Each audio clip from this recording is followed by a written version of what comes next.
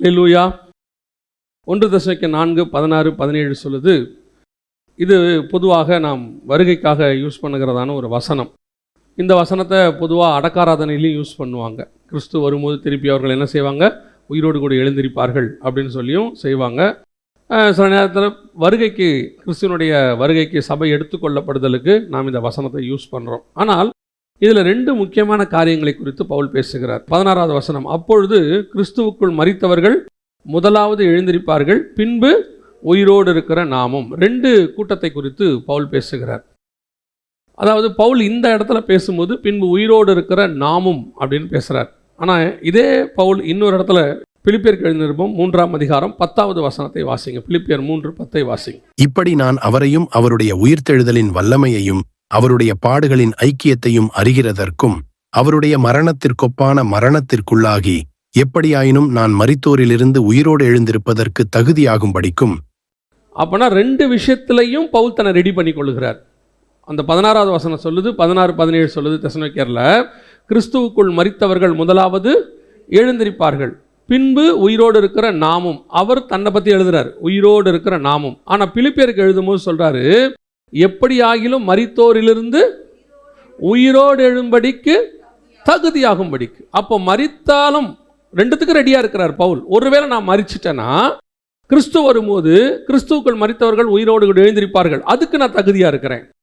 அப்படி இல்லை, நான் இருக்கும் போதே வருகை வந்துடுச்சுன்னா பின்பு உயிரோடு இருக்கிற நாமும் அவரோடு கூட எடுத்துக்கொள்ளப்பட. அப்போ 2 விஷயத்துக்கும் ரெடியாக இருக்கிறார். ஒருவேளை வருகை தாமதித்தால், அப்படி நம்ம சொல்கிறோம் இல்லையா, வருகை தாமதித்தால் நான் மரித்து விட்டேன் என்றால், அந்த மரித்த போது மீண்டும் கிறிஸ்து வரும்போது ஒரு உயிர்த்தெழுதல் சம்பவிக்கும். அந்த உயிர்த்தெழுதலில் பங்கடைவதற்கும் நான் தகுதி உள்ளவனாக தான் மரிக்கிறேன். அவர் சொல்கிறார், மரிக்கும் போது நான் எப்படி மரிக்கிறேன், அந்த உயிர்த்தெழு மீண்டும் கிறிஸ்துவுக்குள் மரித்தவர்கள் முதலாவது எழுந்திருப்பார்கள், அதற்கும் தகுதி உடையவனாக தான் மரிக்கிறேன். அப்படி ஒருவேளை வருகை இப்போ வருதுனாலும் உயிரோடு இருக்கிறவர்கள் எடுத்துக்கொள்ளப்படுவதற்கு என்ன தகுதி வேணுமோ அந்த தகுதியோடும் நான் இருக்கிறேன். He was ready for everything. 2 காரியத்தை சொல்றாரு. ஒன்று மரித்தோர் உயிர்த்தெழுதல், இன்னொன்று உயிரோடு இருக்கிறவர்கள் மறுரூபமாக்கப்படுதல். இந்த 2த்துக்கும் அவர் ரெடியாக இருப்பதாக சொல்லுகிறார். இன்னைக்கு நாம 2த்துக்குமே ரெடி கிடையாது. 2த்துக்குமே ரெடி கிடையாது. ஒன்று, இன்னைக்கு கிறிஸ்து வருவாரானால் எடுத்துக்கொள்ளப்படுவதற்கு நாம் ரெடியாக இருக்கிறோமா அப்படிங்கிறது முதல் கேள்வி. ஒருவேளை வருகை தாமதித்தால், மரணம் முந்துமானால், மரிக்கும் பொழுது ஒரு தகுதியோடு கூட மரிக்க வேண்டும் என்று சொல்லுகிறார். எப்படி சொல்றாரு, மரணத்துக்குள்ளாக அவர் மரிக்கும் பொழுது, அந்த காரியத்தை அவர் பேசும்பொழுது, நான் மரிக்கும் பொழுது உயிர்த்தெழும்படிக்கு தகுதி உள்ளவனாய் இருக்கும்படிக்கு, எப்படியாயும் நான் மரித்தோரிலிருந்து உயிரோடு எழுந்திருப்பதற்கு தகுதி அடையும்படிக்கு. அப்போனா என்ன சொல்றாரு, ஒருவேளை, ஏன்னா மரணம் எப்போ வரும் தெரியாது, சடுதியாக வந்துடும். அதுவும் இந்த காலகட்டத்தில் சொல்லவே வேண்டாம். 40-45லேயே ஹார்ட் அட்டாக் வந்துடுது. அதுக்கு என்ன காரணம்னு தெரியல. ஆனால் மரணம் எப்போ வேணாலும் வருது. ஆனால் அவர் சொல்கிறாரு, மரிக்கும் போது நான் எப்படி மரிக்கிறேன், மீண்டும் எழுவதற்கு தகுதி உடையவனாய் மரிக்கிறேன். உயிரோடு வாழுகிற நாட்களெல்லாம் நான் எப்படி வாழுகிறேன், எப்போ வருகை வந்தாலும் மர்ரூமாகி போவதற்கு எப்படி இருக்கணுமோ அப்படி வாழுகிறேன். யோசித்து பாருங்க, எல்லாத்துக்கும் ரெடி. இப்போ நீங்கள் இப்படி சொல்லி பார்த்தீங்கன்னா, திடீர்னு இப்போ நீங்கள் எந்த ஒரு விஷயத்துக்கு பாருங்கள், ஒரு முன்னறிவிப்புன்னு ஒன்று கொடுப்பாங்க. இப்போ எலெக்ஷன் வரப்போது, எலெக்ஷனுக்கு ஒரு மாதத்துக்கு முன்னாடி நமக்கு என்ன கொடுத்துட்டாங்க, ஒரு அனௌன்ஸ்மெண்ட் கொடுத்துட்டாங்க. ஏப்ரல் 23 நமக்கு எலெக்ஷன் அப்படின்னு சொல்லிட்டாங்க. அதுக்கு நாங்கள் ப்ரிப்பேர் ஆகிறதுக்கு ஒரு டைம் கொடுக்குறாங்க. ஒரு எக்ஸாம் வரப்போகுது, ஒரு டைம் டேபிள், ப்ரிப்பரேஷனுக்கு ஒரு டைம் டேபிள். இது எதுக்கு இந்த டைம் கொடுக்கப்படுகிறதுனா ப்ரிப்பரேஷனுக்காக கொடுக்கப்படுகிறது. ஆனால் அவர் சொல்கிறாரு, வருகைக்கு ப்ரிப்பரேஷன், வருகைக்கு அனௌன்ஸ்மெண்ட்டே கிடையாது. ஒரு இமை பொழுதில், ஒரு நிமிஷத்தில் நாம் மர்ரூமாகி போயிடுவோம். எப்போ வரும், நினையாத நாளிகையில் வரும். ஸோ ப்ரீ அனௌன்ஸ்மெண்ட்னு ஒன்று கிடையவே கிடையாது, எப்போ வேணாலும் வரும். அது மரணம் வந்தாலும் சரி, வருகை வந்தாலும் சரி, எந்த நிமிஷமும் நான் கிறிஸ்துவை சந்திப்பதற்கு ரெடியாக இருக்கிறேன். இந்த ஒரு ப்ரிப்பரேஷன் தான் பவுலாக நிற்கிது. நீங்களும் நானும், அவர் சொல்றாரு, நீங்கள் கிறிஸ்துவின் சாயலில் என்னை போல மாற வேண்டும் என்று பவுல் சொல்லுகிறார். நான் கிறிஸ்துவின் சாயலில் கொஞ்சம் குறை என்ன பண்ணியிருக்கிறேன், தரித்திருக்கிறேன். நீங்கள் என்னை போல மாற வேண்டும் அப்படிங்கிறார். அப்போ பவுல் மாதிரி மாறணும். பவுல் கிறிஸ்துவை போல இருக்கிறார், நம்ம கிறிஸ்துவை போல மாறணும் அப்படின்னா என்ன அர்த்தம், ஒரு பாயிண்ட், அந்த ஒரு பாயிண்ட் சொல்லுது, நான் மரித்தாலும் உயிரோடு எழும்பதற்கு தகுதி உள்ளவனாய் மரிக்க தயாராக இருக்கிறேன், தகுதியாக இருக்கிறேன். ஒருவேளை வருகை இந்த நிமிஷம் வந்து நான் உயிரோடு கூட மர்ரூமானாலும் மர்ரூமாவதற்கும் நான் ரெடியாக இருக்கிறேன். யோசிச்சு பாருங்க, என்ன ஒரு ஸ்பிரிச்சுவல் லைஃப். இந்த ஆவிக்குரிய ஸ்டாண்டர்ட் நம்மளுடைய லைஃப்ல எப்பவும் இருக்கணும்னு அவர் சொல்றார். இந்த ஸ்டாண்டர்ட் வந்து சும்மா ஏதோ மெசேஜுக்காக இல்லை, நம்ம அதுக்காக ப்ராக்டிஸ் இன்னிலேருந்து எடுக்கணும். ஏன்னா வருகை எப்போ வேணாலும் வரும். ஏன்னா இப்போ நம்ம கடைசி காலத்தில் இருக்கிறோம், அடையாளங்கள்லாம் நடக்குது, நம்ம பார்த்துக்கிட்டே இருக்கிறோம். அப்போ இதுக்கு நடுவில் நான் அந்த வருகையில் போகணும். ஒருவேளை யுத்தங்கள் வருது, நமக்கு வரான்னு சொல்லலை, ஒரு உதாரணம் சொல்கிறேன். இப்போ ஈரானில் இருக்கிறாங்க, அல்லது வந்துட்டு இந்த யுத்தங்கள் நடக்கிற நாட்டில் இருக்கிறாங்க, அவங்களுக்கு எப்போ வேணாலும் மரணம் வரும். தூங்கிட்டு இருக்கும்போது கூட குண்டு போட்டு போயிடுறாங்க இல்லையா? அந்த மரணம் எப்போ வந்தாலும் அந்த மரணத்தை அவங்க எப்படி ஃபேஸ் பண்ணுறாங்களா? மீண்டும் கிறிஸ்து வரும்போது உயிர்த்தெழுவதற்கு அந்த மரணத்திற்கு என்ன தகுதி வேணுமோ அந்த தகுதியோடு நான் இப்போ இருக்கிறேன். எப்போ மறிச்சாலும் நான் உயிர்த்தெழுவதற்கு தகுதி உள்ளவனாய் மறிக்கிறேன். அப்போ அப்படி ஒரு ஆவிக்குரிய ஸ்டாண்டர்ட் எனக்கு லைஃப்பில் இருக்கா? நான் அந்த அளவுக்கு ஒரு ஆவிக்குரியதில் ரெடியாக இருக்கிறேன்னா? இது ஒரு வகையில் பார்த்தீங்கன்னா கிறிஸ்துவை சந்திப்பதற்கான ரெடி, மரணத்தில் சந்திக்கிறதுக்கும் ரெடி, வருகையில் சந்திக்கிறதுக்கு ரெடி அப்படிங்கிற ஒரு ரெடினஸ்ல இருக்கிறார் எந்த நிமிஷமும் அப்படிங்கிறார். அதற்கு என்ன செய்யணும்னு வேற அவர் சொல்றாரு. இப்போ அதுதான் நம்ம கத்துக்கணும். இப்போ அவர் ரெடியா இருக்கிறது ஓகே, அவர் இந்த ரெண்டுத்திலேயே அதான் சொல்றார், நான் மரித்தோரிலிருந்து உயிர்த்தெழுவதற்கும் தகுதி உள்ளவனாக பின்பு உயிரோடு இருக்கிற நாமும் எடுத்துக்கொள்ளப்படுவோம். இந்த ரெண்டுத்துக்கும் நான் ரெடியா இருக்கிறேன், தகுதியா தான் இருக்கிறேன் அப்படிங்கிறார். அப்போ அவர் எப்படி இதை ப்ரிப்பேர் ஆகியிருப்பாரு? இந்த அளவுக்கு அவர் ஸ்பிரிச்சுவலி எப்படி ப்ரிப்பேர் ஆகியிருக்கிறாரு அப்படின்னு கேட்டிங்கன்னா, அதுக்கு அந்த இடத்துல ஒரு பதில் சொல்றாரு. அதைத்தான் நாம் இன்னைக்கு செய்தியை பார்க்க போறோம். எதுக்காக அப்படின்னு கேட்டிங்கன்னா, நாமும் அதே போல மாறுவதற்கு, வாழுகிற ஒவ்வொரு நிமிஷமும் கிறிஸ்துவை சந்திப்பதற்கு ப்ரிப்பேராக இருக்கணும்.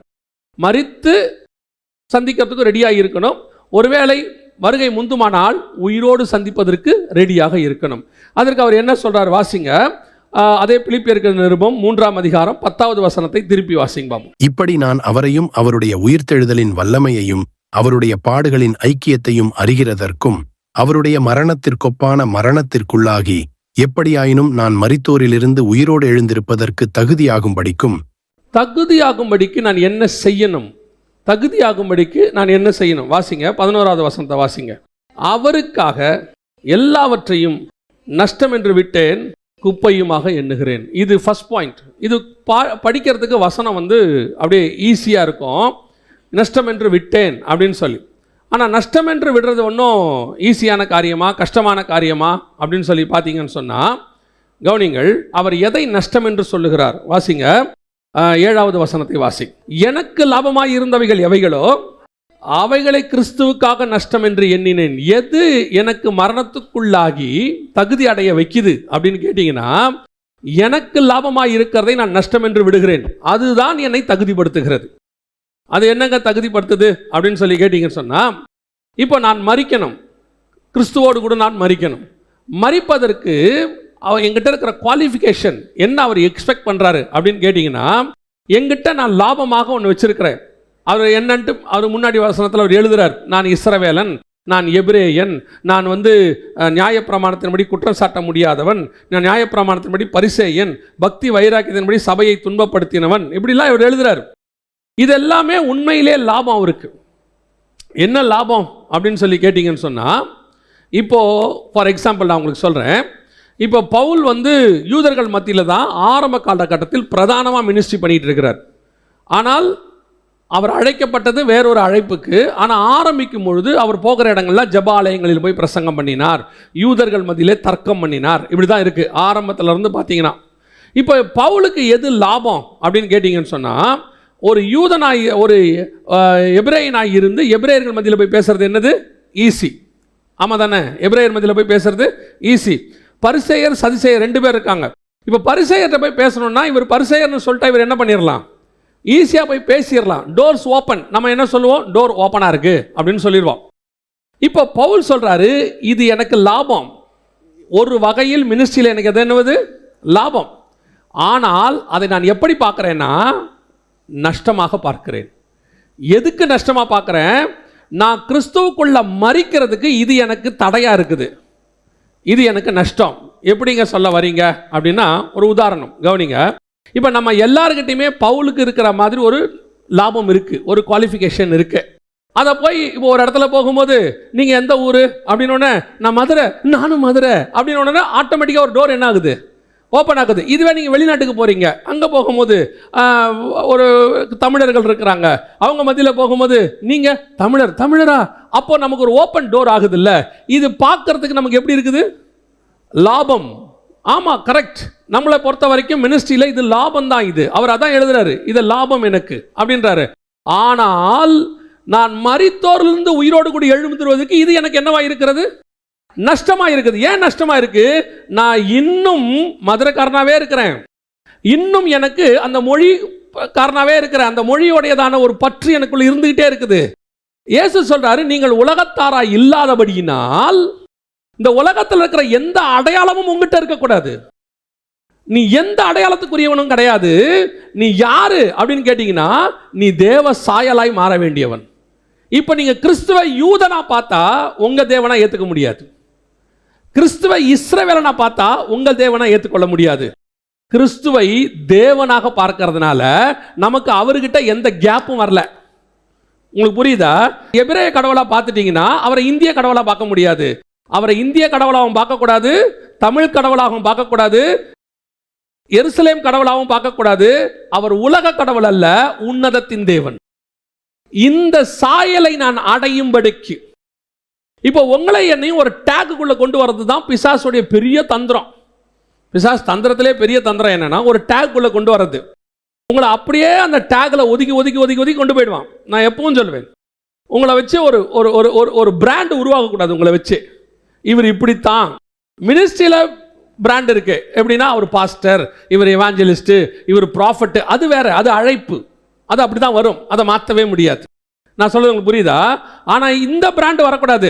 இவர் இந்தியன், அவர் தமிழன், அவர் வந்துட்டு தெலுங்கன், இவர் மலையாளி, இந்த மாதிரி ஒரு பிராண்ட் உங்க மேல விழுதுன்னா நீங்கள் இன்னும் என்னவா இருக்கிறீர்கள்னா கிறிஸ்துவின் சாயலுக்கு ஒப்பான சாயலாக மாறவில்லைன்னு அர்த்தம். ஆனால் அது லாபம், கன்ஃபார்மா லாபம். அங்க போய் ஊழியம் பண்றதுக்கு அது என்னவா இருக்குது? ஓ, அவர் இந்த இடத்துல அதை தான் எழுதுறாரு, யாரையாவது ஆதாயம் பண்ணும்படிக்கு அப்படிங்கிறார். It's a profit. ஆனால் அவர் சொல்றாரு, இது எதுக்கு எனக்கு நஷ்டமா இருக்குதுன்னா, நான் கிறிஸ்துவுக்குள்ள மரிச்சு அந்த உயிர்த்தெழுதலின் சாயலை அடையறதுக்கு இது எனக்கு என்னவா இருக்கு? ஏன்னா நான் யூதனும் இல்லை, நான் கிரேக்கனும் இல்லை, நான் எவனுமே கிடையாது, நான் தேவனுடைய பிள்ளை. இந்த சாயல் நமக்கு வரணும். இதுதான் மரணத்திற்குள்ளாகி எப்படியாகிலும் உயிரோடு எழுந்திருப்பதற்கு அந்த அந்த மரணத்தின் சாயல் வந்தாதான். இப்போ நீங்க பாருங்க, ஒரு உதாரணத்துக்கு சொல்றேன். இப்போ நீங்க யாரை வேணாலும் வச்சுக்கோங்க, டாக்டர், இன்ஜினியர், அப்புறம் வந்துட்டு எந்த ஜாதிக்காரரு, எந்த மொழிக்காரரு, எல்லாரும் பாருங்க, செத்த ஒண்ணு அவருக்கு பேரு காமனா பாடி, அப்படிதானே? அங்க போய் நம்ம என்ன கேட்கிறோம்? டாக்டர் பாடி இருக்கா, இன்ஜினியர் பாடி இருக்கான்னு கேட்கறது இல்ல, பாடி, அவ்வளவுதான். அவருக்கு பேரு பிணம், வேலை முடிஞ்சு. அந்த பிணத்துக்கு என்ன கிடையாது? இப்ப எந்த சாயலும் கிடையாது. அந்த பிணத்தை பார்த்து நீங்க ஒண்ணுமே சொல்ல முடியாது. டபுள் டிகிரி படுத்திருக்குன்னு சொல்ல மாட்டீங்க. டிகிரி படிச்சவர், ஆனா இப்ப என்னவா இருக்கிறாரு? பிணமா இருக்கிறாரு. அதுக்கு ஒரு சாயலத்தை நீங்க பூச முடியாது. மற்றபடி எல்லாரும் எப்படி மண்ணில் புதைக்கிறீங்களோ அதை புதைப்பீங்க, அவ்வளோதான், வேலை முடிஞ்சு. இதுதான் மரணத்திற்குள்ளாகி உயிர்த்தெழுதல் தகுதி அடையும்படிக்கு. அப்போ நான் இருக்கும்போதே எனக்கு அந்த சாயல் வரணும்னு அவர் விரும்புகிறார். என்னை எந்த விதத்திலையும் நீங்கள் டேக் பண்ண முடியாது, டேக் பண்ணவும் கூடாது.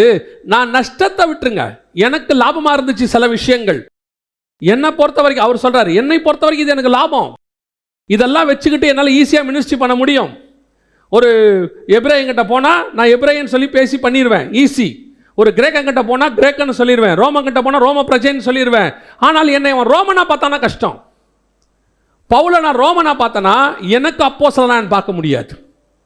பவுல பென்யமின் கோத்திரத்தான பார்த்தா யூத கோத்திரக்காரன் ஏற்றுக்க மாட்டான், ஆமா தானே? பரிசேயனை பார்த்தா சதுசேயன் சுவிசேஷத்தை கேட்க மாட்டான்.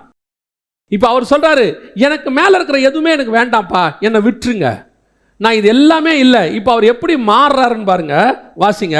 ரோமர் 11:13 வாசிங்க பார்ப்போம். புறஜாதியாரான உங்களோட பேசுகிறேன். இதனாலே யாருக்கு? புறஜாதிகளுக்கு நான் அப்போஸ்தலன். இந்த இடத்துல தான் பேதுருவும் பவுலும் வேறுபடுறாங்க. பேதுருவும் பவுலும் என்ன செய்யறாங்க? வேறுபடுறாங்க. எதுக்கு வேறுபடுறாங்க? நான் புறஜாதியானுக்கு அப்போஸ்தலன் அப்படின்னா என்ன அர்த்தம்? என்னை நீங்க கொண்டு போய் இஸ்ரவேலின் ஊழியக்காரன் என்ன பண்ண முடியாது? டேக் பண்ண முடியாது. ஆனால் ஒரே அந்த இடத்துல அவர் சொல்றாரு, கலாத்தியர் 2:7 வாசிங்க பார்ப்போம். விருத்த சேதனம் உள்ளவர்களுக்கு அப்போஸ்தலனாய் இருக்கும்படிக்கு பேதுருவை பலப்படுத்தினவர் புறஜாதிகளுக்கு அப்போஸ்தலனாய் இருக்கும்படி அவனை ஒரு டேக்குள்ள கொண்டாந்துட்டாங்க பாருங்க. பேதுருவை எதுக்குள்ள கொண்டாந்துட்டாங்க? அவர் விருத்த சேதனம் உள்ளவர்களுக்கு யாரு? அப்போஸ்தலன். அவர் இஸ்ரவேலுக்கு அப்போஸ்தலன் அவரு, அவ்வளவுதான். இவர் ரெஸ்ட் ஆஃப் இஸ்ரவேல இல்லாத அத்தனை பேருக்கு இவர் அப்போஸ்தலர். இவரை நீங்க எந்த டாக்குள்ளேயும் கொண்டாட முடியாது. அவர் மசிடோனியாவுக்கு அப்போஸ்தலரு, இவர் கொரிந்துக்கு அப்போஸ்தலரு, அவர் கலாத்தியருக்குன்னு கொண்டாடாம புறஜாதி மொத்தத்துக்கும் இந்த டாக் தான் உங்க மேல உருவாகணும். உங்களை எந்த விதத்திலும் அட்ரஸ் பண்ணக்கூடாது. இந்த பூமிக்குரியதான அடையாளத்தில் எதை வச்சு உங்களை அட்ரஸ் பண்ணக்கூடாது. அந்த அட்ரஸ் பண்ண தொடங்குறத அவங்க தொடங்குவாங்க, அப்படிதான் ஆரம்பிப்பாங்க. இப்பவும் சொல்றேன், அவங்க அப்படிதான் ஆரம்பிப்பாங்க. பவுல் ஆரம்பத்தில் அப்படிதான் ஆரம்பிச்சாங்க.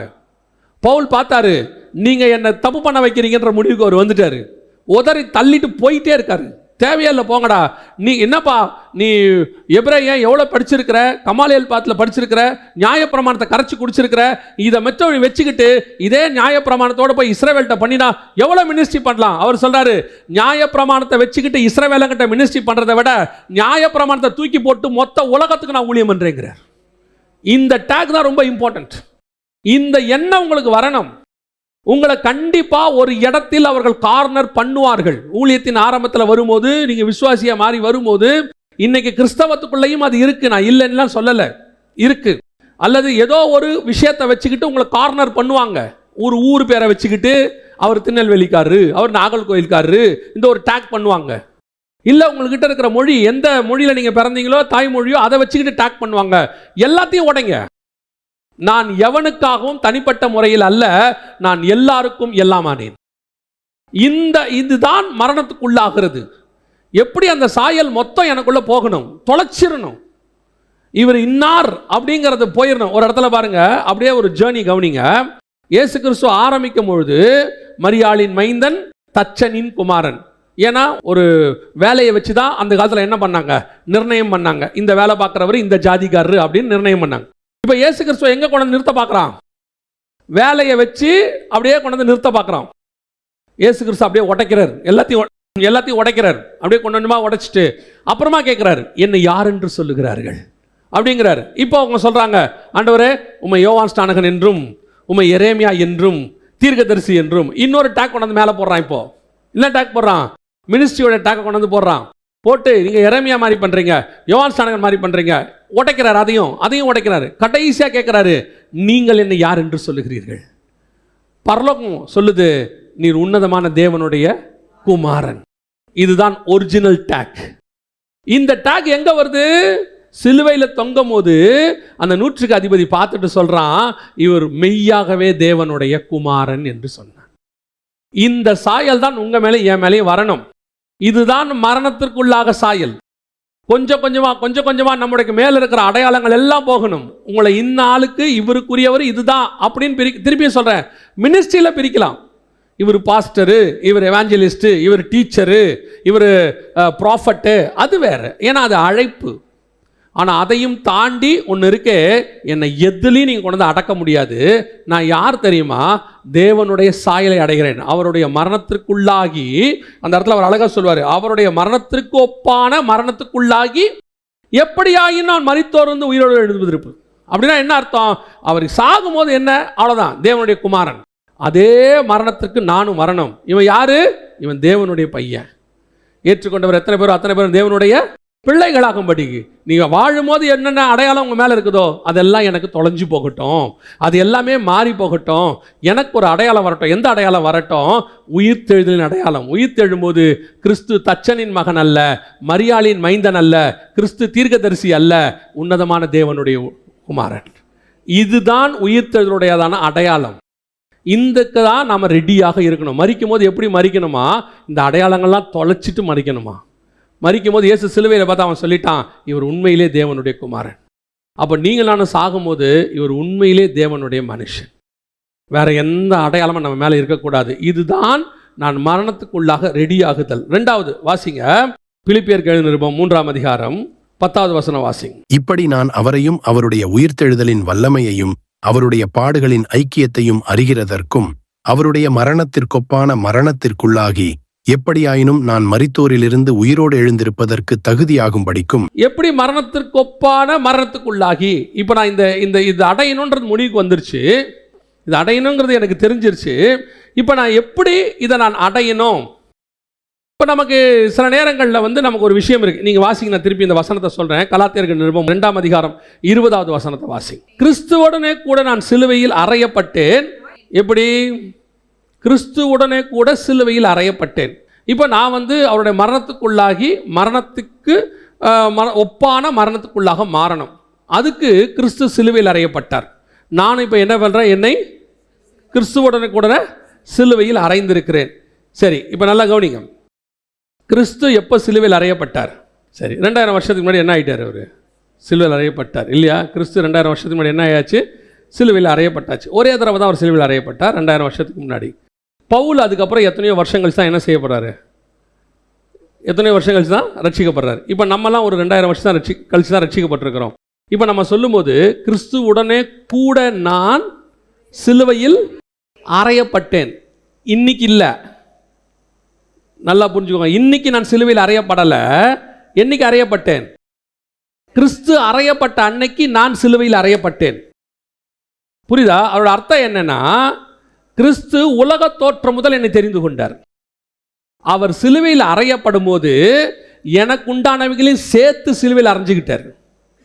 நான் பின்னாடி தான் ரட்சிக்கப்பட போகிறேன். ஆனால் ரட்சிக்கப்பட போகிற எனக்காக அன்னைக்கே என் பழைய மனுஷனையும் சேர்த்து அவர் சிலுவையில் அறைஞ்சிட்டார். புரியுதா? அப்போ கிறிஸ்துவுடனே கூட நான் சிலுவையில் அறையப்பட்டேன். ஆனால் நான் சிலுவையில் அறையப்பட்டேனுங்கிறது எனக்கு தெரியறதுக்கு சில வருஷம் இருக்குது. கிறிஸ்து நான் ரட்சிக்கப்பட்ட அன்னைக்கு சிலுவையில் அறையப்படலை. நல்லா புரியுதா? கிறிஸ்துவின் ரத்தம் என்னை கழுவுகிறது. ஆனால் அவர் சிலுவையில் அறையப்பட்டது எப்போ? 2000 வருஷத்துக்கு முன்னாடி சிலுவையில் அறையப்பட்டார். அவர் அறையப்படும் போதே என் பாவத்துக்கும் சேர்த்து அறையப்பட்டார். நான் வரப்போகிறேன் 2000 வருஷம் கழிச்சு. நம்ம வரப்போகிறோம். நம்மளை மீட்பதற்கு நம்மளையும் அவரோடு கூட சிலுவையில் அறைஞ்சு நம்ம பாவம் சிலுவையில் அறையப்பட்டா தான் நம்ம பாவம் மன்னிக்கப்படும். அப்போ கிறிஸ்துவோடனே கூட நான் சிலுவையில் அறையப்பட்டேன். எப்போ? 2000 வருஷத்துக்கு முன்பதாக சிலுவையில் அறையப்பட்டேன். கிறிஸ்து எப்போ உயிரோடு கூட எழுந்தாரோ அப்போ கூட நானும் உயிரோடு கூட எழுந்துட்டேன். என்னையும் கர்த்தர் என்ன பண்ணிட்டாரு? உயிரோடு கூட எழுப்பிட்டாரு. இப்போ நான் அல்ல, கிறிஸ்துவே என்னில் வாழுகிறார். இப்போ கிறிஸ்துவின் சாயல் எனக்கு வந்துருச்சு. என் பழைய மனுஷன் சிலுவையில் அறையப்பட்டாச்சு. ஆனால் இன்னும் நான் என்ன சொல்லிக்கிட்டு இருக்கிறேன்னா, இன்னும் போராடிட்டு இருக்கிறேன், இன்னும் பாவத்தை ஜெயிக்க ட்ரை பண்ணிக்கிட்டு இருக்கிறேன், இன்னும் என்னால் முடியல. ஏன் முடியலன்னா, பிசாசுடைய தந்திரத்திலே பெரிய தந்திரம் என்னன்னா, இன்னும் உங்களுக்காக கிறிஸ்து சிலுவையில் அறையப்படலை, நீங்கள் பாவத்தில் போராடிக்கிட்டு இருக்கிறீங்கன்றதையே கான்செப்டாக வச்சுருக்கான். வசனம் தெரியுது, ஆனால் இன்னும் அந்த தாட் என் மைண்டுக்குள்ளே வரல. நான் இன்னும் என்ன செஞ்சிட்டு இருக்கிறேன்னா, இன்னும் போராடிட்டு இருக்கிறேன், சிலுவையில் அறையிறதுக்கு ஆனால் உங்களுக்கு எனக்கு தெரியணும், எப்போ கிறிஸ்து போய் சிலுவையில் அறைஞ்சாரோ எனக்கு சேர்த்து தான் அறையப்பட்டார். அன்னைக்கு என்னையும் சேர்த்து பழைய மனுஷன், என் பழைய எப்போ என் ரத்தம் கழுவப்பட்டு நான் மறுபிறப்பு அடைந்தேனோ என் பழைய மனுஷன் என்னவாயிட்டான்? ஒளிஞ்சு போயிட்டான். இந்த சம்பவம் எப்போ நடந்துச்சுன்னா, இயேசு சிலுவையில் அறையப்படும் போது நடந்துச்சு. அப்போவே என் பழைய மனுஷன் சிலுவையில் அறைஞ்சிட்டாரு. எப்போ? ஆவியில். உலக தோற்றம் முதல் எப்படி என்ன ஆவியில் தெரிஞ்சு கொண்டாரோ அதே மாதிரி ஆவியில் 2000 வருஷத்துக்கு முன்னாடி என்ன சிலுவையில் என்ன பண்ணிட்டாரு? அரைஞ்சு என் பழைய மனுஷனை சாவடிச்சிட்டாரு. அவர் 3ஆம் நாள் உயிர் தெழும்போது ஆட்டோமேட்டிக்காக என்ன நடந்துச்சு? நானும் அவரோடு கூட உயிர் தெழுந்து விட்டேன். அப்போ என்ன தகுதி எனக்கு இருக்குது? இப்போ நான் உயிரோடு எழுந்திருக்கிறது என்ன தகுதி? நான் கிறிஸ்துவோடு கூட சிலுவையில் அறையப்பட்டது எப்படியோ அப்படியே அவரோடு கூட உயிரோடும் எழுந்திருக்கிறேன். கிறிஸ்து உயிர் தெழுந்த உண்மையானால் நான் உயிர் தெழப்போவதும் உண்மை. கிறிஸ்து சிலுவையில் மரித்தது உண்மையானால் என் பழைய மனுஷனையும் அவர் சிலுவையில் மரித்தது உண்மை. இந்த சத்தியம் உங்களுக்கு தெரிஞ்சிட்டாலே நீங்கள் சிலுவையில் அறைஞ்சு உயிர் தெழுறதுக்கு தகுதி ஆயிட்டீங்கன்னு அர்த்தம்.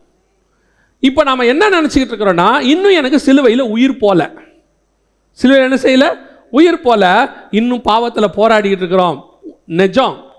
இப்போ இயேசு கிறிஸ்து சிலுவையில் தொங்கிட்டு இருக்கும் போது ஒருத்தன் சொல்கிறான், நீ தேவனுடைய குமாரனையானால் இறங்கி வா அப்படின்னு. இப்போ இயேசு கிறிஸ்துவால் இறங்கி வர முடியுமா முடியாதா? மாம்சத்தில் சொல்லுங்க, மாம்சத்தில் சொல்லுங்க, வர முடியுமா முடியாதா? முடியாது. ஏன்? 2 கையிலையும் கால்லையும் ஆணி அடித்து மாட்டியாச்சு இல்லையா? ஆனால் தேவனுடைய குமாரனா வல்லமையை காட்டி கீழே வர முடியும். ஆனால் மாம்சத்தில் முடியுமா? அதே தான் உங்களுக்கும் எனக்கும். இனி பழைய மனுஷன் மாம்சத்தில் எழுந்திருக்க முடியுமா? முடியாது. ஏன்னா கிறிஸ்துவோடு கூட நாம் என்ன செஞ்சுருக்கிறோம்? சிலுவையில் அறையப்பட்டிருக்கோம். எப்போ அவர் கீழே வருவார்? அவன் சொல்கிறான், தேவனுடைய குமாரனை ஆனால் கீழே வாரும் அப்படின்னு எப்போ அவரால் வர முடியும்? இந்த மாம்சத்தை தாண்டி அவருடையதான தேவ சித்தத்துக்கு அகைன்ஸ்டான வல்லமையை யூஸ் பண்ணி. ஏன்னா அவர் வரக்கூடாது, ஆக்சுவலாக அவர் தொங்கி சாகணும், அதான் தேவ சித்தம். அவன் சொல்லிட்டான்ட்டு இவர் என்ன பண்ணிட்டாரு, வராருன்னு வச்சுக்கோங்க ஒரு உதாரணத்துக்கு. இப்போ ஆட்டோமேட்டிக்காக வல்லமை வேலை செய்யும், வல்லமை வேலை செய்யும், எல்லாம் செய்யும். ஆனால் நான் இன்னும் மரிக்கலை. இதுதான் இப்போ நடந்துட்டுருக்கு. நம்ம பல நேரத்தில் இந்த உலகத்தின் மாம்சம் நம்மளை பிசாசு என்ன பண்ணுறான்னா, அதை செய் இதை செய்யணும் போது உங்களுக்கு தெரியணும், நான் கிறிஸ்துவோடு கூட சிலுவையில் அறையப்பட்டு விட்டேன். இனி நான் அல்ல, இனி கிறிஸ்துவே என்னில் வாழுகிறார். நான் வரமாட்டேன், நான் ஜெயிச்சிட்டேன். நீங்கள் பாருங்கள், பிசாசை ஜெயிச்சிட்டேன்ற உங்களுக்கு எண்ணம் வந்தாதான் இந்த தாட்டே உங்களுக்குள்ளே வரும். பல நேரத்தில் பிசாசுடைய தந்திரமே என்னென்னா, நீ ஜெயிக்கலை, நீ ஜெயிக்கலை, நீ ஜெயிக்கலைன்னு சொல்லிக்கிட்டே இருப்பான். அதனால் நீங்கள் என்ன பண்ணுவீங்கன்னா, முந்திர ஸ்டேஜில் போராடிக்கிட்டு இருப்பீங்க. புரியுதா உங்களுக்கு? நீங்கள் ஒரு கோடு இருக்குது, அந்த கோடை தாண்டிட்டா நீங்கள் கப்பு வாங்கியாச்சு அல்லது நீங்கள் ரெடி ஆகிட்டீங்கன்னு அர்த்தம்.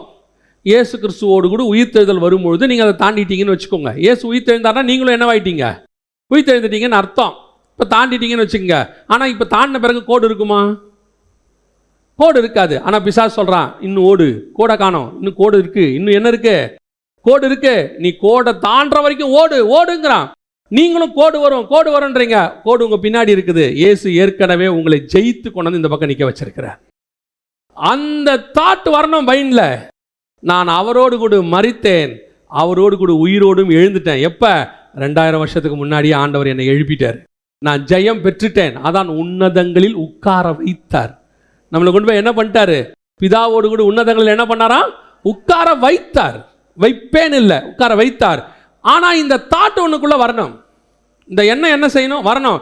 இதில் இன்னொரு இடத்துக்கு நீங்கள் போயிடக்கூடாது. அதனால் நான் என்ன பாவம் பண்ணாலும் சரி, நாங்கள் ஆல்ரெடி ஜெயிச்சிட்டோம். அப்படி ஒரு குரூப் இருக்குது, அப்படி ஒரு குரூப் இருக்கான். நாங்கள் ஆல்ரெடி என்ன பண்ணிட்டோம்? ஜெயிச்சிட்டோம். நாங்களாம் நரகத்துக்கே போக மாட்டோம், என்ன பண்ணாலும் போக மாட்டோம். ஏன்னா இயேசு சொல்லிட்டாரு. என்ன சொல்லிட்டாரு? நான் உன்னை உன்னதங்களில் உட்கார வச்சுட்டேன். அதனால் என்ன இல்லைங்க, நான் சிலுவையில் அறையப்பட்டது எப்படி உண்மையோ உயிர்த்தெழுவதும் உண்மை. ஆனால் அந்த உயிர்த்தெழுதலின் வல்லமை மரணத்துக்கு ஒப்பான மரணத்திற்கு நான் உள்ளேயாகி தகுதியாகணும். இப்போ எனக்கு அவர் கொடுத்துருக்கிறதுக்கு நான் என்னவாகணும்? தகுதியாகணும்ல, அதுக்கு ரெடி பண்ணணும்ல. இப்போ எங்ககிட்ட இப்போ இவங்கிட்ட தாவீதுகிட்ட சவுலுடையதான பட்டயத்தை கொடுத்தா அதை தூக்கிறதுக்கு அவனுக்கு என்ன வேணும்? தகுதி வேணும்ல, அந்த பாடி வேணும், எல்லாம் ரெடி ஆகணும்ல. இப்போ அவன் சொல்கிறான், இதை போட்டு எனக்கு என்னவில்லை, பழக்கம் இல்லை. அந்த இன்ஃப்ராஸ்ட்ரக்சரை ரெடி பண்ணுங்கிறாரு. அந்த உயிர்த்தெழுதல் வல்லமை உனக்குள்ள இருக்கு. ஏன்னா இயேசு ஜெயிச்சிட்டாரு, இப்போ உங்ககிட்ட கொடுத்துட்டாரு. அதை நீங்க அறிக்கை பண்ணி நீங்க ஆகணும். ஏன் இன்னும் போராட்டம் இருக்கு? ஏன் இன்னும் பிரச்சனை இருக்குது? ஏன் இன்னும் அந்த மாம்சத்தை ஜெயிக்கிறதுக்கு ஒரு போராட்டம் இருக்குன்னா, உங்களுக்கு தெரியல, ஏற்கனவே உங்கள் மாம்சம் ஜெயிக்கப்பட்ட மாம்சம். நம்முடைய சரீரத்தை கர்த்தர் ஏற்கனவே சிலுவையில், பழைய மனுஷன் என்ன பண்ணிட்டாரு? சிலுவையில் அறைந்து விட்டார். அவர் உயிர்த்தெழும் போது நாமளும் என்னவாய் மாறிட்டோம்? உயிர்த்தெழுதலின் வல்லமையை தரித்து கொண்டோம். அப்படி இருக்கும் பொழுது அதுக்கு தகுதியாக மட்டும் நம்ம நடந்துக்கிட்டா போதும். நான் சொல்ல உங்களுக்கு புரியுதா?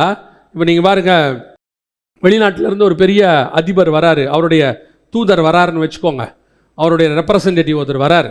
நீங்கள் பார்த்தீங்கன்னா அந்த ரெப்ரசன்டேட்டிவ் வரும்போது அவர் அதுக்குண்டான தகுதியின்படி நடந்து கொள்வார். அவருக்கு ஒரு மரியாதை கிடைக்கும். ஆனால் அதுக்குண்டான தகுதியின்படி அவர் என்ன செய்வார்? நடந்து கொள்வார். அப்படி நடந்து கொண்டால்தான் அந்த போஸ்டிங்க்கு, அவருக்கு கொடுத்துருக்கிற அதிகாரத்துக்கு மரியாதை. அவருக்கு அதிகாரம் இருக்கு, ஆனால் அந்த அதிகாரத்துக்கான மரியாதை எங்கே இருக்கு? அதுக்கு ஏற்ற மாதிரி அவர் நடந்து கொள்வதில் இருக்கு. இப்போ அந்த தூதர் வராரு, வெளிநாட்டிலேருந்து தூதர் வராரு. அவருக்கு எல்லா விதமான அதிகாரத்தையும் கொடுத்தாச்சு, எல்லாம் பண்ணியாச்சு. அவர் ஜன்னல் வழியாக எகிரி குதிச்சு, நான் சொல்றது புரியுதா? அவருக்கு வாசல் வழியாக ரெட் கார்பெட் விரிச்சு என்ன பண்ணியிருக்கிறாங்க? அப்படியே ரெடி பண்ணி 2 பக்கமும் எல்லாரும் பூங்குத்தெல்லாம் வச்சுக்கிட்டு ரெடியாக இருக்கிறாங்க. இவர் வாசல் பக்கமாக எகிரி குதிச்சு அந்த பக்கமாக போய் ஒரு டீ கடையில் வடையும் டீயும் தின்னுக்கிட்டு இருக்காருன்னு வச்சுக்கோங்க. இப்படியே சுற்றி இருக்கிறவங்களா பார்ப்பாங்க, இவர் எங்கே ஆளை காணோம் அப்படின்னும் போது இப்படியே எட்டி பார்த்தா டீ கடையில் டீ குடிச்சிக்கிட்டு இருப்பார். அவர் கேட்பாங்க, ஏங்க உங்கள் போஸ்டிங்க்கு இது தகுதியா?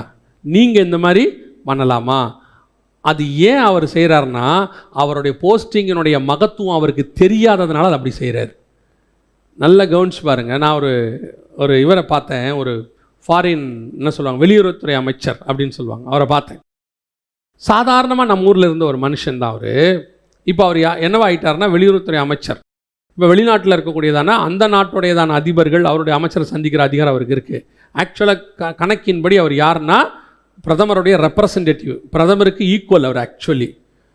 இப்போ அவர் போய் நீங்கள் பார்த்தா அன்றைக்கி நான் அவருடைய ஒரு வாக்கிங் ஸ்டைலு, அவர் போய் பேசுகிறது பார்க்குறேன். அவ்வளவு கம்பீரமாக இருக்கான் மனுஷன், அவ்வளவு கம்பீரம். அப்படி வந்து நிற்கிறாரு. இது எங்கேருந்து வருதுன்னா அந்த போஸ்டிங்க்கு அவர் தன்னை என்ன பண்ணுறாரு, ரெடி பண்ணுறாரு. அந்த போஸ்டிங்க்கு அவர் இப்போது ஜனாதிபதியை பார்த்தா குனிஞ்சு கை கொடுக்க வேண்டியவர், இவருக்கு கீழே இருக்கிறவரை பார்த்தா இவர் எப்படி நிற்பார், நிமிர்ந்து நிற்பார். அவர் கொடுக்கணும். இவர் வந்தோன்னா அவர் தாழ்மைங்கிற பேரில் என்ன பண்ணிடக்கூடாது, போய் கீழே. தாழ்மை வேறு, உங்களுடைய மேலே உள்ள அபிஷேகத்துக்கு நீங்கள் கொடுக்குற கனம் வேறு. நான் சொல்கிறது உங்களுக்கு புரியுதா? தாழ்மை வேறு, தாழ்மையாக இருக்கணும். இப்போ இயேசு கிறிஸ்து தாழ்மையாக இருக்கிறாரு. சீஷர்கள் கால்களை கழுவுறாரு.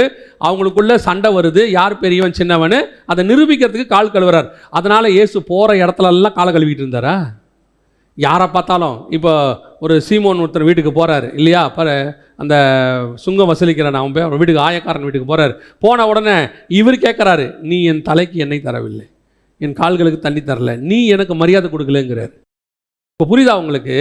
இயேசு எருசலேமுக்குள்ள நுழைவார் பாருங்களேன். நுழையும் போது வசனம் சொல்லும், அவர் முன்பாக நடந்து போனார், சீஷர்கள் பார்த்து பிரமித்து அப்படின்ற ஒரு வார்த்தை இருக்கும். நல்ல கவனிங்க. எருசலேமுக்குள்ள இயேசு நடந்து போகும்போது சீஷர்கள் என்ன செய்யறான், திகைத்து அவருக்கு பின்னே. அதோட அர்த்தம் என்னன்னா, எருசலேமுக்குள்ள நுழையும் போது இயேசு கிறிஸ்து ஆஸ் அ கிங், ஒரு ராஜாவாக உள்ளே நுழைகிறார். அவர் நுழைகிற அந்த கம்பீரத்தை பார்த்து அவன் என்ன செய்யறான், திகைத்து அப்படின்னு இருக்கு. இயேசு கழுத மேலே வரும்போது கூட திகைத்துன்ற வார்த்தை இருக்காது. இயேசு எருசலேமுக்கு வரும்போது அவர்களுக்கு முன்பே நடந்து போனார். சீஷர்கள் அவரை பார்த்து ஏன் திகைக்கிறான் அப்படின்னா, அந்த வாக்கிங் ஸ்டைல், அது அபிஷேகம், கர்த்தர் எனக்கு கொடுத்த கனம். அது அந்த கனத்தை, அந்த தகுதிப்படுத்த வேண்டியது என் கையில் இருக்குது. நான் தான் அந்த தகுதிப்படுத்தணும். இப்போ பத்சேபால் வராங்க, சாலமோனை பார்க்க வராங்க. 1 ராஜாக்கள்ல இருக்கும் 1ஆம் அதிகாரத்தில் சாலமோனை பார்க்க வராங்க. பார்க்க வரும்போது நல்லா கவனிச்சிங்கன்னா, கரெக்டாக சாலமோன் ஒரு வேலை செய்வார். நம்மளாக இருந்தால் என்ன பண்ணுவோம், இந்த சிங்காசனம் எனக்கு வர்றதுக்கு அம்மா தான் காரணம். அப்பா கிட்ட போய் என்ன பண்ணியிருக்கிறாங்க, வாங்கி கொடுத்துருக்குறாங்க. அம்மா வாங்கம்மா, இதில் நீங்கள் உட்காருங்கம்மா அப்படிதான் சொன்னோம். வசனம் சொல்லும், பத்சேபாலுக்கு ஒரு ஆசனத்தை போட்டான். அப்படிதானே இருக்கும். அதெல்லாம் ராஜாவுடையதான அது ஒரு புரோட்டோகால் அப்படின்னு சொல்லுவாங்க. அம்மாவே இருக்கட்டும், ஐ ஆம் த கிங், நான் ராஜா, நீ வரியா, இந்த ஒரு சேர் போடுற உட்காரு, ஏன் சேரை நான் உனக்கு தரமாட்டேன். நியாயமாக நம்மளாக தான் என்ன பண்ணுவோம் தெரியுமா, ரொம்ப அன்பானவங்க. சில நேரத்தில் நீங்கள் பார்த்தீங்கன்னா, அந்த பட்டம் வாங்கின உடனே தன்னுடைய தொப்பியை தூக்கி என்ன செய்வாங்க, அன்பு தான் அது, அன்பில் அப்படி வைப்பாங்க. இப்போ ரீசெண்டாக ஒருத்தர் பார்த்தேன், ஏதோ ஒரு மிலிட்ரி போஸ்டிங் ஏதோ ஒன்று முடித்த உடனே தன் தொப்பியை தூக்கி அண்ணன் மேலே என்ன செய்கிறாரு, அப்படி வச்சு அவங்க உடனே சந்தோஷமாக பண்ணுறாங்க. நான் இதை குற்றமாக சொல்லலை, ஆனால் பைபிள் படி நமக்கு ஒரு புரோட்டோகால் இருக்குது. அந்த புரோட்டோகால் எப்படின்னா, எனக்கு ஒரு அபிஷேகம் கொடுக்கப்பட்டிருக்கு. அந்த அபிஷேகத்துக்கான கனத்தை பாதுகாக்க வேண்டியது என் கையில் இருக்கிறது. அதே தான் அவர் சொல்றாரு, உயிர்த்தெழுதலின் வல்லமையை 2000 வருஷத்துக்கு முன்னாடி எனக்குள்ள கொடுத்துட்டாரு. இனி நான் அல்ல, கிறிஸ்துவே என்னில் பிழைத்திருக்கிறார். இனி என் நாள் பாரு, என்கிட்ட இருக்கிறது கிரைஸ்ட். ஆனால் அந்த உயிர்த்தெழுதலின் வல்லமைக்கு நான் தகுதியாக இருக்கும்படிக்கு அப்படிதானே இருக்கு. அந்த தகுதியை நான் தான் வைக்கணும், எனக்குரியதை நான் தான் பார்க்கணும். இன்னொருத்தர் வந்து உங்களை கொடுக்க மாட்டாங்க. நீங்க போய் சொல்லிட்டு இருக்க முடியாது, பாருங்க யாருமே என்னை மதிக்க மாட்டான். யாருமே மதிக்க மாட்டான்ல, அந்த அபிஷேகத்துக்கு அவன் மதிப்பான். அந்த ராஜாக்குரிய கணம் வரும். சாலமோனை கழுதையின் மேல் ராஜாவாக்கினார்கள் என்று அத்தோனியா கேள்விப்பட்ட போது அவங்க அத்தனை பேரும் ஓடி தங்கள் ஒட்டகங்கள் ஏறி ஓடிட்டானா. அப்படிதானே இருக்கு. ஓடிவிட்டான். அத்தோனியா போய் என்ன பண்ணிட்டானா, அந்த கொம்பை போய் பிடிச்சிக்கிட்டானாமா. ஏன், நல்லா கவனிங்க. இப்ப யாரும் அத்தோனியாவை கூப்பிடவே இல்லை, அத்தோனியாவை யாரும் கண்டிக்கல, இன்னும் இப்படிலாம் பண்ணியாமேன்னு கேட்கவே இல்லை. வசனம் சொல்லுது, சாலமோனை ராஜாவாக்கினார் என்று கேள்விப்பட்ட போது, அதான் அந்த அபிஷேகத்தினுடைய மகிமை. உங்களை ராஜாவாக்கிட்டாருங்கிறது தெரிஞ்ச உடனே உன் எதிரி ஆட்டோமேட்டிக்காக பலிபடுத்துற போய் அந்த கொம்பை பிடிச்சிருவான்.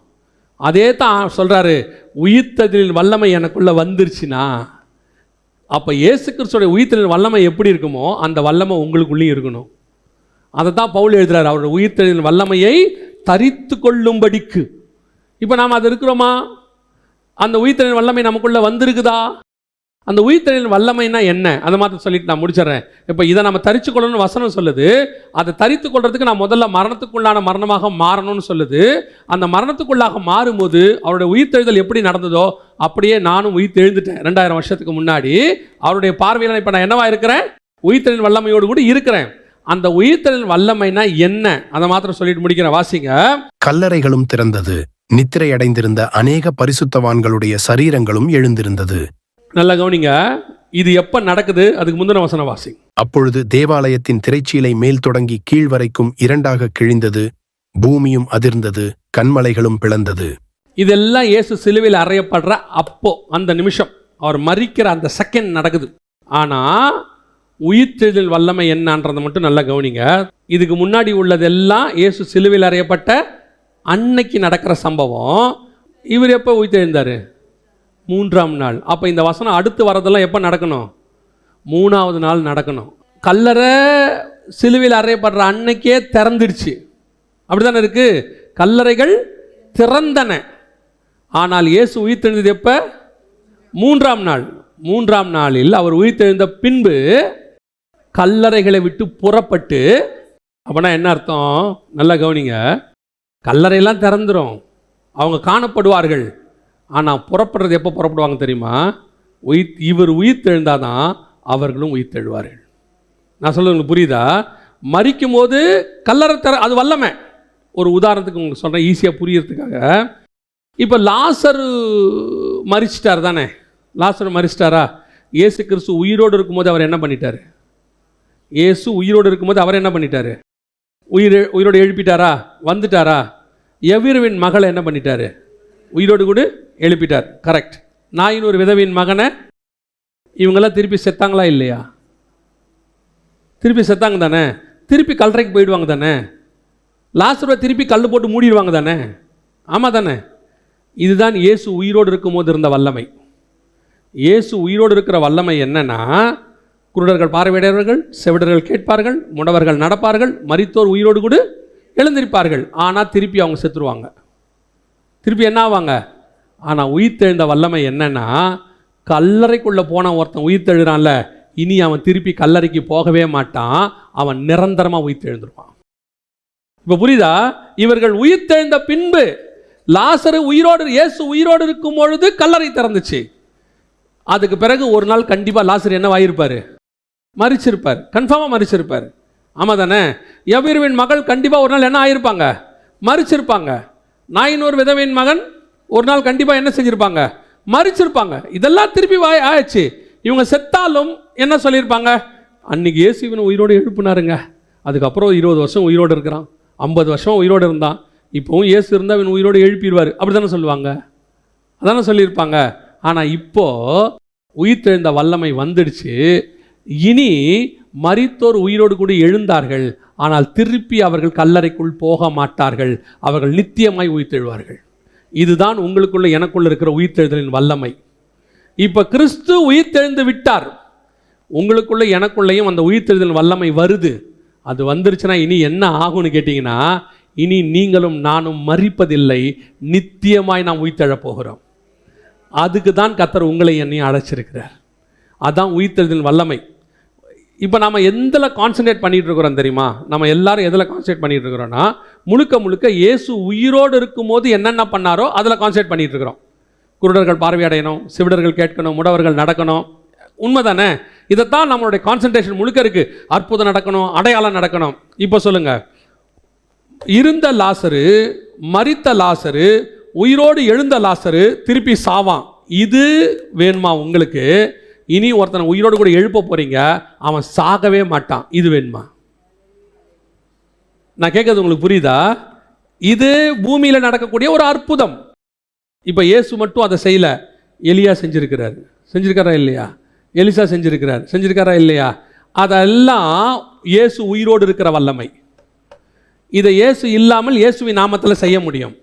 ஆனால் உயிர்த்தெழுந்த வல்லமை வந்தாதான் நரகத்துக்கு போக வேண்டிய ஒருத்தனை இந்த பூமியில் நீங்கள் மீட்பீங்க, அவனை நித்தியமாக கொண்டு போய் பரலோகத்தில் சேர்ப்பீங்க. இருக்கிறதுல இதுதான் உண்மையான அற்புதம். புரியுதா உங்களுக்கு? உங்களை எதுக்கு அந்த உயிர்த்தெழுதலின் வல்லமை உங்களுக்குள்ள வரணும்னு ஆண்டவர் விரும்புகிறாருன்னா, நான் இனி மரிப்பதில்லை. இயேசு உயிர்த்தெழுந்த உண்மையானால் நானும் உயிரோடு கூட எழுந்துட்டேன். இனி நான் என்ன அடைய மாட்டேன்? மரணம் அடைய மாட்டேன். அந்த இடத்துக்கு என்னை கர்த்தர் கொண்டாந்துட்டார். இப்போ உயிர்த்தெழுந்தவங்க இருக்காங்கல்ல, கல்லறைகள் திறந்தது, அவர்கள் பரிசுத்த நகரத்தில் காணப்பட்டார்கள் இருக்கா? நாம் பரிசுத்த நகரத்தில் காணப்படுவோம். எங்கே? பரதீசிக்கோ அல்லது பரலோகத்துக்கு போயிடுவோன்னு வச்சுக்கோங்களேன். அப்படி நீங்கள் நானும் போனவங்க, பரலோகத்துக்கு போனவங்க திருப்பி நரகத்துக்கு போவோமா? போக மாட்டோம். திருப்பி கல்லறைக்கு என்ன செய்ய மாட்டோம்? போக மாட்டோம். இதுதான் உயிர்த்தெழுதலுடைய வல்லமை. ஒன்ஸ் ஃபார் ஆல் நம்மளை கர்த்தர் எழுப்ப போறார். எழுப்பிட்டாரு. இப்போ நாம் மாம்சத்தில் இருக்கிறோம். ஆனால் 2000 வருஷத்துக்கு முன்னாடி இயேசு இதை செஞ்சு முடிச்சிட்டார். சிலுவையில் என்ன பண்ணிட்டாரு? செஞ்சு முடிச்சிட்டாரு. ஆனால் அதுக்கு நீங்கள் நானும் தகுதியாக இருக்கணும். அதான் இங்கே இம்பார்ட்டன்ட். நீங்கள் நானும் செய்ய வேண்டியது என்ன தெரியுமா?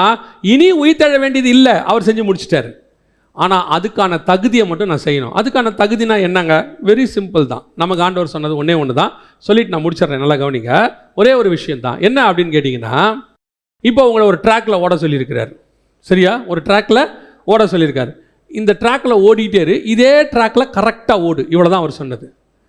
நான் என்ன பண்ணிட்டேன்ப்பா, உனக்கு முன்னாடி ஓடி உனக்கு தேவையான கப்பை கொண்டு வந்து வச்சுட்டேன். இந்த ட்ராக்கில் மட்டும் நீ கரெக்டாக போயிட்டே இருந்தீங்கன்னா அந்த கப்பு என்ன செஞ்சிடும்? கிடச்சிடும். இந்த ட்ராக்கோடைய அந்த கார்னரில் அந்த கப்பு நிற்குது, தெரியுதா? ஆவியில் தெரியுது. கர்த்தர் எனக்கு நியமித்தவைகளை ஆவியிலே கர்த்தர் என்ன பண்ணார்?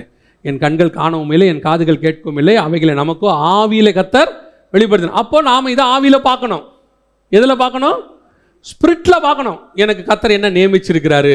நீங்கள் எதை பார்க்க ஆசைப்படுறீங்கன்னா, எப்படியாவது எனக்கு ஒரு குழந்தை பிறந்து அந்த குழந்தைய என் கண்ணால் பார்க்கணும், என் பேரப்பிள்ளையை கண்ணால் பார்க்கணும், ஒரு வீடு கட்டி பார்க்கணும். இதானே எனக்கு, இதானே நம்ம ஆசை. மொத்த ஆசையுமே இவ்வளோ தானே இருக்கிறது.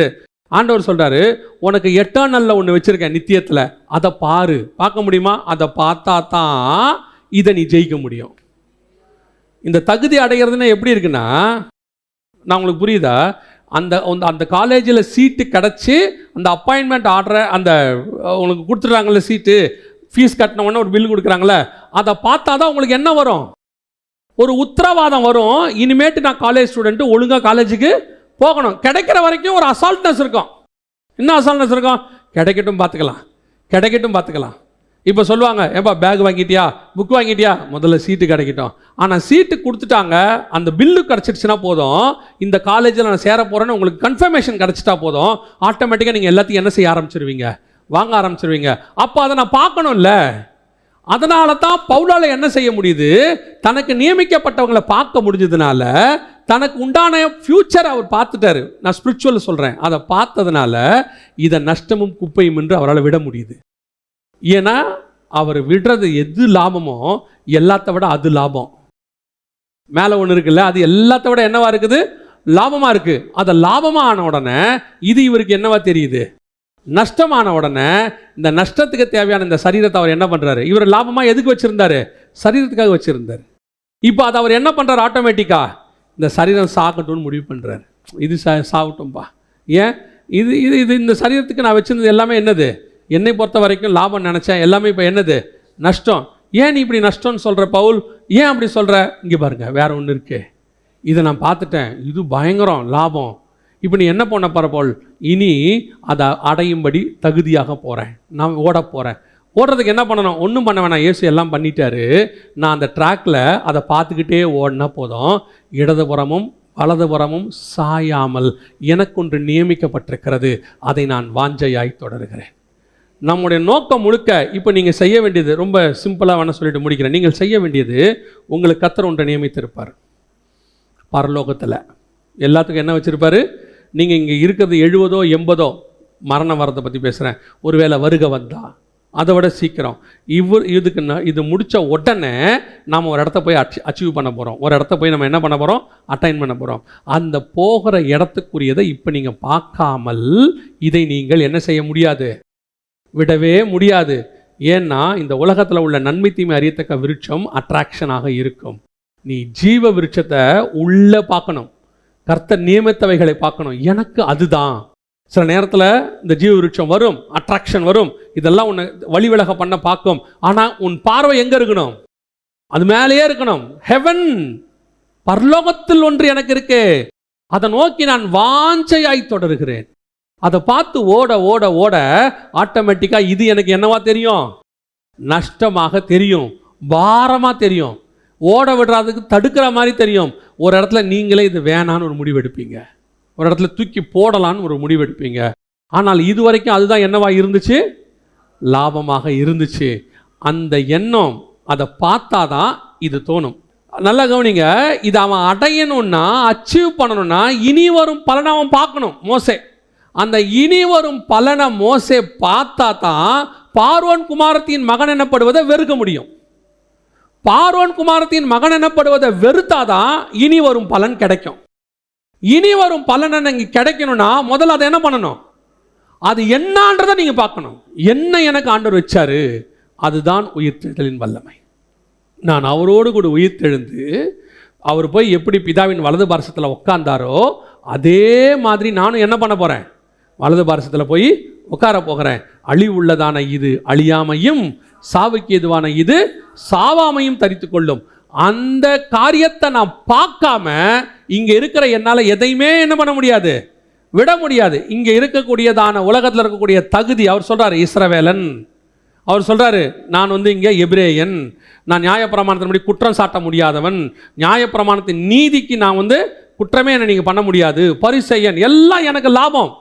இங்க எனக்கு நான் எடுக்கிறது என் படிப்பு லாபம் எனக்கு. ஏன்னா அதை வச்சு நான் இந்த பூமியில என்ன பண்ண முடியும்? சம்பாதிக்க முடியும். பாசிட்டிவா ஸ்பிரிச்சுவலா கூட சொல்லுங்க, சம்பாரிச்சு அந்த பணத்தை வச்சு ஆண்டவருக்கு நான் என்ன பண்ண முடியும்? ஊழியம் பண்ண முடியும், மிஷனரியை தாங்க முடியும். நான் இந்த ஊர்க்காரனா இருக்கிறது எனக்கு லாபம். அந்த ஊருக்கு போய் உள்ள ஈஸியா போய் என்ன பண்ண முடியும்? சுவிசேஷம் சொல்ல முடியும், காஸ்பல் சொல்ல முடியும். நான் இந்த காரியங்களை என்கிட்ட வச்சிருக்கிறேன், இது என்கிட்ட இருக்கிறதுனால என்னால் என்ன பண்ண முடியும்? கிறிஸ்துவுக்கு இப்படிலாம் செய்ய முடியும். ஆண்டவர் சொல்றாரு இதெல்லாம் இங்க லாபம், ஆனா உயிர்த்தெழுவதற்கு இது நஷ்டம். இதை உயிர்த்தெழ விடாது. இதை எப்ப நீ நஷ்டம் என்று கருதுகிறீங்களோ ஆட்டோமேட்டிக்காக கர்த்தர் உங்களை என்ன பண்ணிடுவாராம்? உயிர்த்தெழுதலின் வல்லமைக்குள்ள கொண்டு போய் ஆண்டவரோடு கூட ஆளுகை செய்யும்படி உட்கார வச்சிருவார். அல்லேலூயா. அப்போ மரணத்திற்கொப்பான மரணத்திற்கு உள்ளானாதான் உயிர்த்தெழுதலின் வல்லமைக்குள்ள போய் நம்ம உட்கார முடியும். அல்லேலூயா. இதற்காகவே நீங்களும் நானும் அழைக்கப்பட்டிருக்கிறோம். இங்கே நிறைய நன்மை இருக்குது, நமக்கு நிறைய லாபம் இருக்கு. இதுதான் நீங்கள் அடைவதற்கான தடை, அதான் உங்களுக்கு நஷ்டம். அது எது வேணாலும் இருக்கும். இப்போ ஆபிரகாம்கிட்ட கூப்பிட்டு கேளுங்க, ஆபிரகாம், ஆண்டவர் உனக்கு எல்லாம் கொடுத்துருக்காரு, கர்த்தருடைய பெரிய கிருபை. நீ ஆபிரகாம், நீ எல்லாத்தையும் ஆண்டவருக்காக விடுவியா? எல்லாம் விடுவேன். உன்னால் விட முடியாதது என் பையன் சாராளை கூப்பிட்டு கேளுங்க. கடைசி நேரத்தில் ஆண்டவர் எனக்கு என்ன பண்ணார்? ஒரு பையனை கொடுத்தாரு. நான் அவனுக்காக எல்லாவற்றையும் விடுவேன். ஆண்டவர் கேட்குறாரு, எனக்காக அவனையும் விடுவியா? அவரை பெற்றுக்கொள்ளும்படிக்கு பையன் நஷ்டம் என்று நினைக்கணும். ஆனால் பையன் எனக்கு பூமியில் லாபம், வாக்குத்தத்தத்தின் பிள்ளை. ஆனால் கிறிஸ்து கேட்டா அவனையும் நான் தருவேன். இது மேலே எனக்கு நஷ்டங்கிற எண்ணம் வரணும். வராமல் லாபமான அனைத்தை நான் பார்க்கவே முடியாது. எனக்குன்று ஒன்று நியமிக்கப்பட்டிருக்குல்ல, அதை பார்க்க முடியாது. அதை பார்க்கணுன்னா இதை விடணும். இது ரெண்டும் ஒன்னோட ஒன்று இன்டர் கனெக்ஷன். இதைத்தான் கர்த்தர் உங்ககிட்டயும் எங்கிட்டையும் எதிர்பார்க்கிறார். அல்லேலூயா. உயிர்த்தெழுதலின் வல்லமை தான் ரொம்ப இம்பார்ட்டன்ட். நம்ம எப்போவுமே இப்போ எதை செஞ்சிட்டு இருக்கிறோன்னா, இயேசு உயிரோடு கூட இருக்கும்போது என்னென்னலாம் செஞ்சாரோ அதையே கான்சன்ட்ரேட் பண்ணிக்கிட்டு இருக்கிறோம். அதையே என்ன பண்ணுறோம்? கான்சன்ட்ரேட் பண்ணுறோம். உடனே அடுத்து யாராவது உங்களுக்கு ஒரு காரியத்தை சொல்லுவாங்க, அவர் குடும்பத்தை வெறுக்க சொல்கிறாரு, மனைவி பிள்ளைகளை நேசிக்க வேண்டும், மனைவி பிள்ளைகள் இல்லாதவன்மா. நான் திரும்பின்னு சொல்கிறேன், எல்லாம் கர்த்தர் கொடுத்தது. எதுக்காகவும் அவங்கள விட முடியாது, ஆனால் கர்த்தருக்காக அவங்களையும் விடணும். புரியுதா? எதுக்காகவும் அவங்கள விட்டு கொடுக்க கூடாது, ஆனால் கர்த்தர் கேட்டால் அவங்களையும் விடணும். அதுதான் உயிர்த்தெழுதலின் வல்லமையை தரித்து கொள்ளுதல். எனக்கு அவங்க லாபம், பூமியில் அத்தனையும் எனக்கு லாபம். ஆனால் கிறிஸ்துவோடு பார்க்கும்போது பூமியில் இருக்கிற எல்லாமே எனக்கு நஷ்டம். நான் சொல்றது புரிஞ்சுச்சா? ஜெபம் பண்ணலாமா? நம்ம எது உங்களை இன்னும் அந்த மேலான காரியத்தை பார்க்க விடாமல் தடுக்குதுன்னு பாருங்க. அதுக்கு நீங்க மரிக்கணும். ஒருவேளை அதற்கு நீங்கள் மரிப்பதற்கு சில காரியங்கள் உங்களை தடுக்கும். நீங்கள் கிறிஸ்து உங்களுக்கு நியமித்தவைகளை பார்ப்பதற்கு பார்க்க விடாமல் தடுப்பதற்கு பூமியிலே ஒரு சில காரியங்கள் தடுக்கும். அது உங்களுக்கு லாபமானதாக இருக்கும். ஏன்? அது கிறிஸ்து கொடுத்ததாய் கூட இருக்கும். பேதுருவுக்கு மீனை கொடுத்தாரு, அது கிறிஸ்து கொடுத்தது. ஆனால் இயேசுவை பின்பற்றுவதற்கு அந்த மீன் தான் இப்ப தடை. அதை கிறிஸ்துவுக்காக நீங்கள் விடுவீர்களானால் நீங்கள் அப்போஸ்தலனாய் மாறிவிடுவீர்கள். இல்ல, சிலரெல்லாம் சொல்லுவாங்க, எனக்கு ஒன்னே ஒன்று தாங்க இருக்கு, இதை மட்டும். அதனால தான் ஆண்டவர் ஆபிரகாம் பார்த்து கேட்பாரு, உன் ஏக சுதனும், உன் பையனை கொடுக்குறியான்னு கேட்க மாட்டாரு, உன் ஒரே பையனை கொடுக்குறியான்னு கேட்பார். நிறைய பேருக்கு அந்த இடத்துல தான் ஒரு சின்ன லாக். இந்த ஒன்று தாங்க எங்கிட்ட இருக்கு, இது மட்டும், இதுக்காக தான் நான் எல்லாமே இதுக்காக தான். ஆண்டவர் சொல்றாரு, அதையும் தருவ, அதையும் எனக்காக விடுவ, அதையும் எனக்காக தர முடியுமா? அது உனக்கு லாபம் தான், அது உனக்கு லாபம். ஆனால் என்னை அறிகிற அறிவுக்கு அது நஷ்டம். நம்ம பல நேரத்தில் ஆப்போசிட் நம்மளை ஈர்க்கக்கூடியதான உறவுகளை மட்டும்தான் நஷ்டமாக நினைக்கிறோம். பல நேரத்தில் நியாயமான உறவுகள் கூட கர்த்தரை அறிகிறதற்கு உங்களுக்கு தடையாக இருக்கும். உங்களை ஆராய்ந்து பாருங்கள். உங்கள் படிப்பு சில நேரத்தில் தடையாக இருக்கும், உங்கள் வேலை தடையாக இருக்கும். தேவனை தேடணுமா இல்லை ராஜாவின் கட்டளைக்கு கீழ்ப்படியணுமானா, ராஜாவின் கட்டளைக்கு கீழ்ப்படிஞ்சு தேவனை தேடாமல் போனால் போஸ்டிங் தப்பிச்சிடும், ராஜா கிட்ட நல்ல பேர் கிடச்சிடும். ஆனால் தேவன் போயிடுவார். தானியேல் கொடுத்த வெளிப்பாடு போயிடும். இப்போ ராஜாவுடைய கட்டளையை தூக்கி போட்டுட்டு நான் ஆஸ் யூஷுவல் தேவனை பிரியப்படுத்துகிறவனா இருப்பேன் முடிவெடுத்தீங்கன்னா ராஜாவையும் கர்த்தர் மாற்றிடுவார், அவரும் உங்கள் கூடவே வந்துடுவார். ஒப்பு கொடுப்போமா தேவ சமூகத்தில்? ஆண்டவரே, நான் மரணத்திற்கு ஒப்பான மரணத்துக்குள்ளாகி உயிர்த்தெழுதலின் வல்லமையை நான் தரித்து கொள்ளணும். ஆண்டவரே, நீர் எனக்காக ஏற்கனவே சிலுவையில் அறையப்பட்டு விட்டீர். நான் உங்கள் கூடவே சிலுவையில் அறையப்பட்டுட்டேன். என் பழைய மனுஷன் சிலுவையில் அறையப்பட்டான், அவரோடு கூட நான் சிலுவையில் அறையப்பட்டிருக்கிறேன். இனி நான் அல்ல. 2000 வருஷத்துக்கு முன்னாடி நீங்கள் உயிர்த்தெழும்போது நானும் உயிர்த்தெழுந்துட்டேன். ஆண்டவரே, நானும் உயிர்த்தெழுந்துட்டேன். நான் இப்போ அதுக்கு தகுதியாக மட்டும் நடந்துக்கிட்டால் போதும். ஒப்பு கொடுப்போமா? நல்ல தகப்பனே, சர்வ வல்லமையுள்ள எங்கள் ஆண்டவரே, இந்த வார்த்தைகள் உண்மை உள்ளதும் சத்தியமும் எல்லாவற்றுக்கும் ஏற்றதுமாய் இருக்கிறது. ஆண்டவரே, இதை எங்கள் இருதயத்தில் வைத்து நீர் வரும் அளவும் நாங்கள் இந்த வார்த்தையை உட்கொள்ள, பலப்பட, உயிர்த்தெழுதலின் வல்லமையை தரித்து கொள்ள கர்த்தர் கிருபை பாராட்டும். இது ஜனங்களுக்கு புரியும்படி செய்யும். எங்கள் ஆண்டவர் இயேசு கிறிஸ்துவின் நாமத்தில் பிதா.